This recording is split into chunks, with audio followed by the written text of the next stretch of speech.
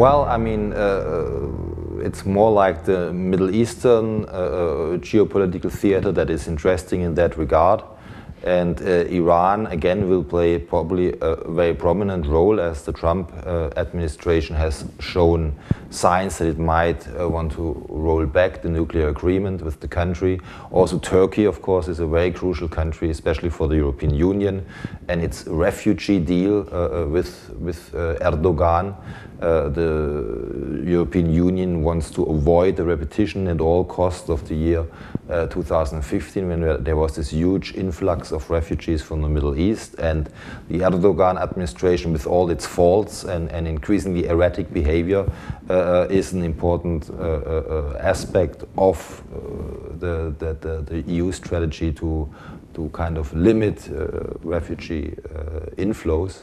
And then, of course, Syria, as Syria and Iraq, where the absence of stability contributes to a lot of issues in the neighboring region, and not to forget Yemen. Yemen has kind of been below the radar screen as a result of the Syrian conflict taking center stage of media attention, but Yemen is a protracted conflict with a quite dire humanitarian toll, and we will need to see how that develops over the coming year.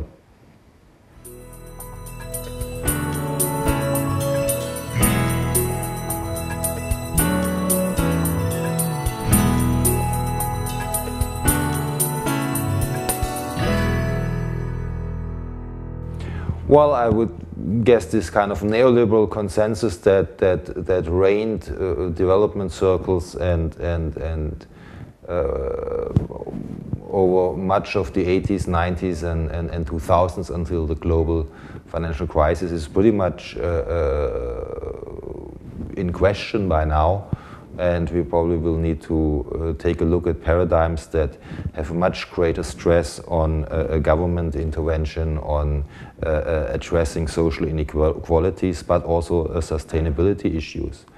The questions or the answers that economists have provided in that regard are not satisfactory, possibly because their questions are wrong.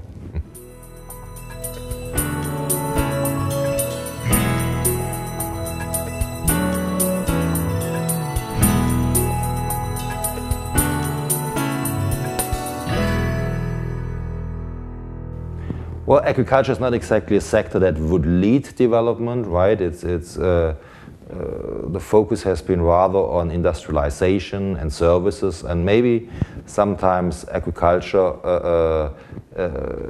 has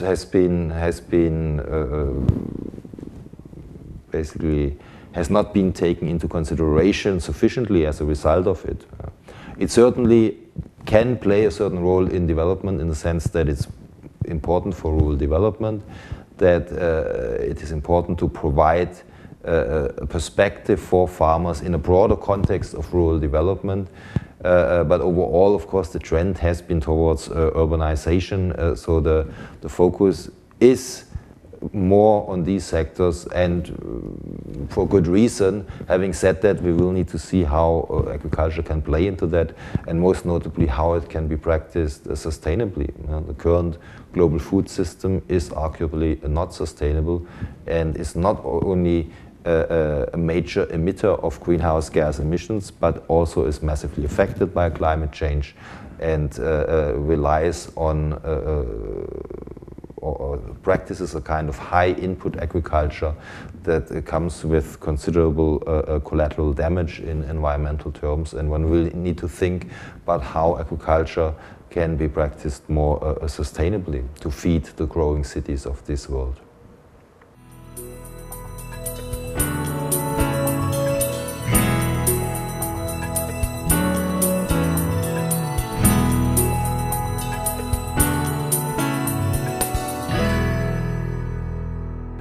Well, I mean, Okay, with the incoming Trump administration, most likely we will not see an upsurge in trade agreements going ahead, but rather more kind of protectionist stance, at least in the EU, in the United States. Maybe there are also opportunities then for the EU and countries in its neighborhood, like the Mediterranean, southern Mediterranean countries, to kind of develop or make a counterpoint and come to agreements towards more integration, although it doesn't seem too likely.